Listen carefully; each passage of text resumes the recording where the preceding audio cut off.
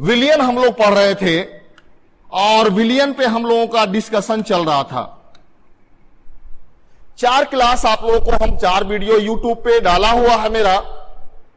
अगर जो स्टूडेंट अगर चाह रहे हो तो उसमें भी एकदम बेसिक लेवल से आपको समझाया गया है और एक टॉपिक को पूरी तरह से कंप्लीट किया गया कि विलियन क्या है और विलियन को कैसे हम लोग व्यक्त करते हैं।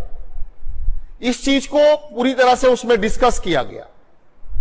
अब उसको आगे हम लोग यहां पे दूसरे टॉपिक को यहां देख रहे हैं जो इंपॉर्टेंट टॉपिक है और इससे संबंधित क्वेश्चन 2021 यानी जो आप लोगों को एग्जामिनेशन होने जा रहा है उसके लिए बहुत इंपॉर्टेंट है और उम्मीद करते हैं 90% से अधिक उम्मीद है कि यह क्वेश्चन आपको एग्जाम में आना चाहिए।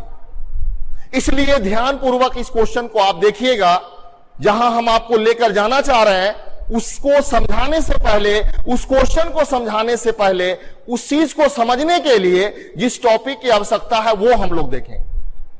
हम लोग पिछले वाले क्लास में विलियन और विलियन को साधारण को व्यक्त करने की विधि ये सब हम लोग डिस्कस किए थे।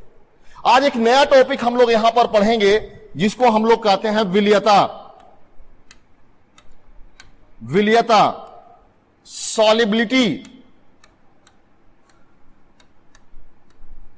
सॉलिबिलिटी।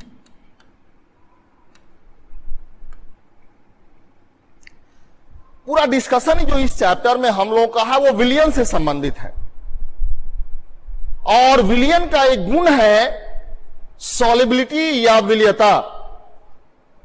सॉलिबिलिटी या विलियता जो हम लोग यहां पर देखते हैं वो इस बात को सूचित करता है कि विलायक में विलेय पदार्थ को यदि मिलाया जाए तो उसमें क्या परिवर्तन होता है, उसमें घुलता है कि नहीं घुलता।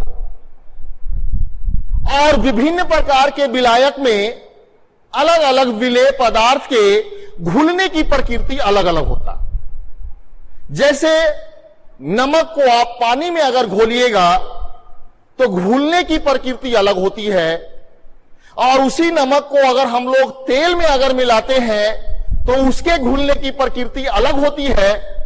तो अलग अलग विलायक में एक ही पदार्थ के घुलने की प्रकृति अलग अलग होती है और उसी चीज की व्याख्या करने के लिए हम लोग यहां पे डिस्कस करने जा रहे हैं विलियता। चूंकि हम लोग देखते हैं कि विभिन्न प्रकार के पदार्थ अलग अलग विलायक में भिन्न प्रकार से घुलता है, तो इसलिए हमेशा यह कहना कि किसी पदार्थ की विलियता इतना है यह सही नहीं होता, बल्कि हमको उसको दिखलाना पड़ता है कि अगर जल में नमक की विलियता अगर इतनी है तो उसकी विलियता दूसरे चीज में क्या हो सकता है। यह बात हम लोगों को यहां पर देखना है और इसीलिए एक चीज को हम लोगों को यहां फिक्स करना होता। उस चीज को हम लोग यदि फिक्स कर लेते हैं तो दूसरे चीज की भी व्याख्या हम लोग, एक्सप्लेनेशन हम लोग आसानी से कर लेते हैं। जैसे यहां देखिए अगर बात किया जा रहा है सॉलिबिलिटी या विलियता की बात अगर करते हैं तो एक बात को फिक्स कर लेते हैं कि विलायक इसमें निश्चित कर लिया जाए और फिर अलग अलग पदार्थ को मिलाते हैं और देखते हैं कि कितना पदार्थ उसके अंदर घुल रहा है। उदाहरण के रूप में यदि हम लोगों के पास जल एक विलायक है, मान लीजिए कि ये हम लोगों के पास जल है और ये जल विलायक के समान कार्य करता है। जल में यदि विलेय पदार्थ हम लोग घुलाते हैं, आपको हम बता दें, जो बच्चे पिछला वीडियो अगर नहीं देखा होगा तो उसको 2 मिनट के लिए हम बता दें कि विलियन के बनने के पश्चात जिस पदार्थ की मात्रा सबसे अधिक होती है उसे विलायक कहते हैं और उसको छोड़कर जितने भी पदार्थ उसके अंदर घुलाया जाता है उसे हम लोग विलेय कहते हैं। तो अब यहां पर ये जो पहले जल की मात्रा इसमें अधिक है, तो जिस चीज की मात्रा अधिक होती है उसे हम लोग कहते हैं विलायक और बाकी उसको छोड़कर जो उसमें मिलाया जाता है उसे हम लोग कहते हैं विलेय। एक बात और कि विलयन का भौतिक अवस्था विलायक के भौतिक अवस्था के समान होता। यह कॉन्सेप्ट हम लोग पहले बना चुके हैं, न्यू स्टूडेंट के लिए यह हम यहां पर क्लियर कर देना चाहते हैं, क्योंकि इसका संबंध यहां पे है। विलयता का संबंध विलायक के साथ है, क्योंकि विभिन्न प्रकार के विलायक में एक पदार्थ के घुलने की प्रकृति अलग होती है। ठीक उसी प्रकार से एक विलायक में अलग अलग पदार्थ के घुलने की प्रकृति अलग होती है। हम लोग एक विलायक यदि लेते हैं और विलायक लेने के बाद हम लोग तुलना करते हैं कि अलग अलग विलेय पदार्थ को मिलाने के बाद कितना इसमें घुलेगा और घुलने के पश्चात कितना इसमें, कैसे इसमें संतृप्त विलयन बनने के पश्चात कितना मात्रा उसका अवशोषित होता, यह हम लोग यहां पे डिस्कस करें। इसकी व्याख्या यहां पे करना।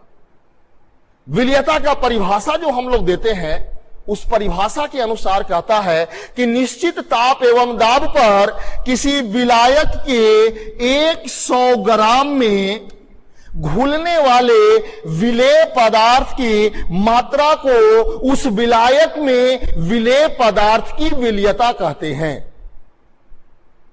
अब सोचिए, परिभाषा के अनुसार अगर आप देखिए तो केवल घुलना ही नहीं हमको बोलना, हमको बोलना है कि किस विलायक में कौन सा विलेय पदार्थ घुला, यह चीज हम लोगों को बोलना रहता। इसलिए हम लोग यहां पे बोलते हैं कि निश्चित ताप एवं दाब पर विलायक के 100 ग्राम में घुलने वाले विलेय पदार्थ की मात्रा को उस विलायक में विलेय पदार्थ की विलयता कहते हैं। यह विलयता की परिभाषा है। अब कहिएगा सर कि निश्चित ताप एवं निश्चित दाब क्यों रखा गया? एक्चुअली में निश्चित ताप और निश्चित दाब इसलिए बोल रहे हैं क्योंकि ताप में परिवर्तन होने से पदार्थ की विलयता बदलती है और दाब में परिवर्तन करने से भी कुछ पदार्थ के विलयता में परिवर्तन होता है। अब जिस चीज को परिवर्तित करने से विलयता पे प्रभाव पड़ता है, हम लोग दो पदार्थ को तुलना करने के लिए उसको फिक्स कर देते हैं। देखिए, तुलना जो होता है वो हमेशा एक निश्चित वातावरण में होता। ऐसा नहीं है कि परिवर्तन कर दें और कह दें कि हां तुलना। जैसे दो विद्यार्थी रहे और हम लोग तुलना करते हैं कि भाई किसका दिमाग ज्यादा तेज है, कौन तेज विद्यार्थी है, किसका आईक्यू बढ़िया है, किसका दिमाग बहुत तेज है, यह तुलना करना है। तो दो स्टूडेंट को जब हम लोग रखेंगे तो दोनों में से ऐसा नहीं है कि एक रखिएगा आप 8वां क्लास का और दूसरा रखिए 12वां क्लास का और क्वेश्चन पूछिए और कहिए कि अरे ये तो बड़ा तेज है, फट से बता दिया, जबकि वो 12वां का स्टूडेंट नहीं। तुलना करने के लिए दोनों का 12वां का होना चाहिए। दूसरा नंबर पॉइंट, ऐसा भी नहीं है कि एक स्टूडेंट मालूम हुआ कि खूब शुरू से पढ़ रहा है, पढ़ने के लिए उसको खूब बढ़िया बढ़िया टीचर मिला, बढ़िया एनवायरमेंट मिला, वो पढ़ाई कर रहा है, और दूसरा बेचारा जिसको कभी पढ़ने का मौका ही नहीं मिला। अब दोनों को बैठा के तुलना कर रहे हैं, कह रहे कि अरे यार ये तो बड़ा अच्छा आंसर बताया, तू बहुत तेज है, तेरा दिमाग बहुत तेज है, आईक्यू बहुत आगे है, एकदम आइंस्टीन को फेल कर देगा। ऐसा बात नहीं है। हाँ, एक क्लास का स्टूडेंट होना चाहिए, एक टीचर से पढ़ने वाला होना चाहिए, एक तरह का उसको माहौल मिलना चाहिए, और पढ़ाने के बाद दोनों स्टूडेंट को हम लोग तुलना करेंगे और फिर पढ़ाने के बाद क्वेश्चन पूछा जाएगा। जो जल्दी से आंसर देगा हम लोग कहेंगे उसका आईक्यू बढ़िया है। ठीक उसी प्रकार से हम लोग यहां तुलना कर रहे हैं किसी भी पदार्थ के विलयता के लिए, तो हम लोग देखेंगे कि विलायक निश्चित होना चाहिए, इसका मात्रा भी निश्चित होना चाहिए, और ताप एवं दाब भी उसका निश्चित होना चाहिए। ताप एवं दाब यदि दोनों निश्चित रहेगा तब हम लोग परिभाषा देते हैं विलयता के लिए, और कहते हैं कि निश्चित ताप एवं दाब पर विलायक के 100 ग्राम में घुलने वाले विलेय पदार्थ की मात्रा को उस विलायक में विलेय पदार्थ की विलयता कहते हैं। इसके लिए हम लोग यहां पर एक लेते हैं, यहां पे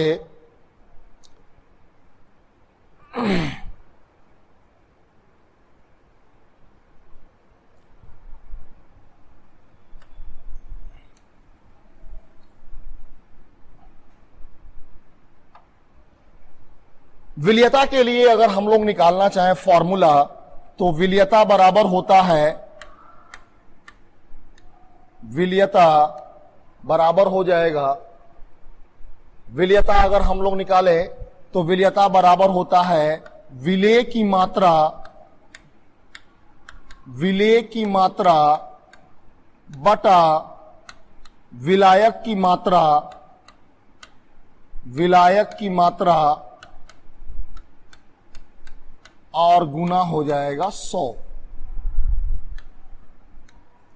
ये हम लोगों को विलयता के लिए फॉर्मूला हो जाएगा, यानी amount of solute divided by amount of solvent multiply by 100 will always equal to the solubility of solute in that solvent। उस सॉल्वेंट में यानी विलायक में विलेय पदार्थ की विलयता यहां पे हम लोग निकालते हैं इस फॉर्मूला के द्वारा। तो दो बात यहां पे हम लोग सीखे कि विलयता क्या होता है और विलयता के लिए फॉर्मूला क्या। देखिए, जैसा कि आपको हम बताए कि एक टॉपिक इसमें हम लोगों का इंपॉर्टेंट टॉपिक है और हम लोग वहीं आना चाह रहे हैं। विलयता के लिए आपको बताया कि दो बात पे निर्भर करेगा, एक ताप पे और दाब के ऊपर निर्भर करता है। सामान्य रूप से अगर हम लोग देखते हैं कि ठोस पदार्थ की विलयता ताप बढ़ाने से बढ़ता है। हम लोग अगर देखें तो हम लोग कहते हैं कि सामान्यता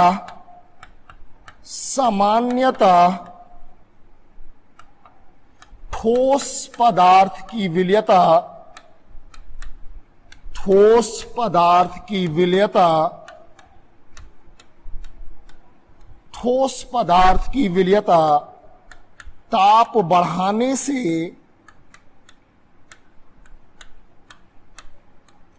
बढ़ता है।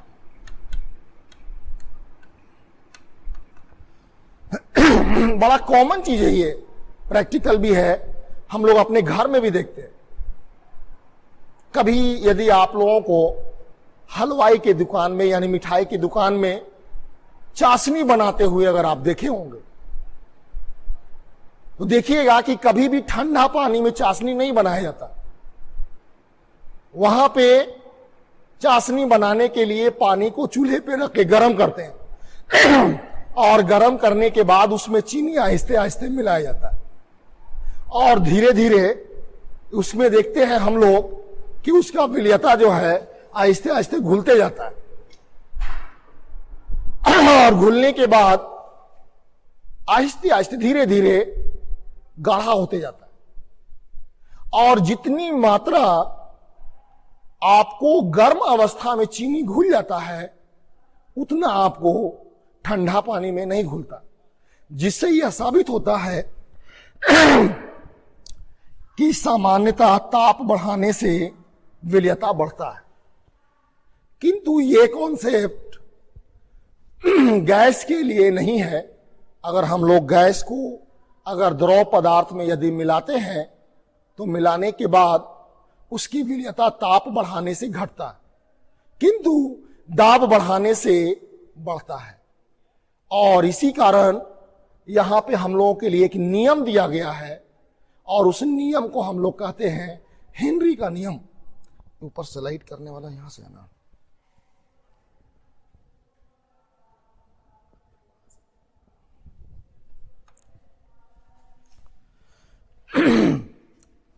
तो यहां देखिए, पहला कॉन्सेप्ट आपको बताया कि सामान्यतः ठोस पदार्थ की विलयता ताप बढ़ाने से बढ़ता है। और दूसरा यहां पे देखते हैं कि कोई भी अगर द्रव पर गैसीय पदार्थ है और गैसीय पदार्थ को अगर हम लोग द्रव में मिलाते हैं तो मिलाने के कारण उसकी वरीयता ताप बढ़ाने से घटता है, किंतु दाब बढ़ाने से बढ़ता है। और उसके लिए हम लोग यहां देते हैं हेनरी का नियम।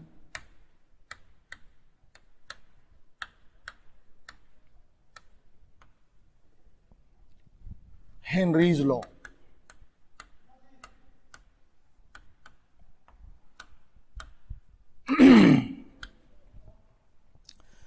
काफी इंपॉर्टेंट नियम है ये, 2021 के लिए VVI क्वेश्चन है। आज चूंकि इंट्रोडक्शन क्लास था, कम समय के लिए राव सर कहें कि आपको थोड़ा सा खाली आधा घंटे का क्लास लेना है, और इसलिए आज हम लोग यहाँ पे लाकर अपने टॉपिक को समाप्त करते हैं।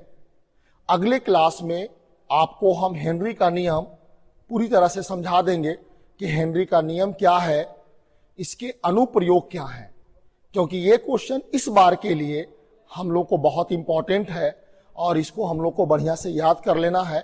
और हम आपको कोशिश करेंगे कि आपको यहीं पे याद करा दें। जितना भी टॉपिक आपको हम पढ़ाएंगे वे सभी के सभी टॉपिक कोशिश करेंगे कि आपको यहीं पे याद हो जाए, सुन करके ही आपको किसी प्रकार का कोई कष्ट ना हो।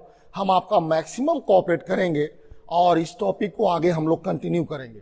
जो स्टूडेंट नए हैं, नहीं अगर जुड़े हुए, जिनको अगर मेरा 4 जो यूट्यूब पे वीडियो है वो एक्चुअली में आईयूबी क्लासेस के नाम से वहाँ पे मेरा चैनल है, और उसी चैनल पे आप जाइएगा तो आपको मिलेगा। लाइव क्लास जो हिंदी मीडियम का हम लोग देंगे वो तो आपको इस चैनल पे आपको मिल जाएगा। अगर इंग्लिश मीडियम के कोई स्टूडेंट होंगे तो प्योर इंग्लिश मीडियम के लिए हमारा क्लास जो चलेगा वो इस पे चलेगा। तो जो प्योर इंग्लिश मीडियम के हैं वो अगर चाहे तो हमसे इंग्लिश मीडियम में इस पे पढ़ सकते हैं। जो हिंदी मीडियम का है वो अपना एज यूजुअल जैसा चल रहा है उसी के अनुसार यहाँ पे चलता रहेगा। तो ये हम लोगों का यहाँ पे पूरा आज का क्लास का डिस्कशन था। बाकी नेक्स्ट जैसा रूटीन बनेगा उसी रूटीन के अनुसार अब हम लोग अपना कंटिन्यू रहेंगे। कोशिश करेंगे कि आप लोग घर पे अपनी पढ़ाई को भी कंटिन्यू रखें। जैसा कि आपको बताए कि हम लोग के हेल्थ और स्वास्थ्य के साथ साथ आपका कैरियर भी बचा हुआ रहे, उसमें भी किसी तरह का कोई प्रॉब्लम ना हो। ऐसा ना हो कि हेल्थ सही हो जाए, हमारा कैरियर डैमेज हो जाए। इस चीज़ को हम लोग पूरी तरह से ध्यान रख रहे हैं। और हम तो डॉक्टर आदमी हैं, सभी का स्वास्थ्य भी देख रहे हैं और आप लोगों का कैरियर देखने के लिए भी अब आप लोगों के साथ जुट गए हैं। निश्चित रूप से दोनों को संभाल के रखेंगे और कहीं पर किसी तरह का प्रॉब्लम आप लोगों को नहीं होगी। धन्यवाद। आज भर इतना ही।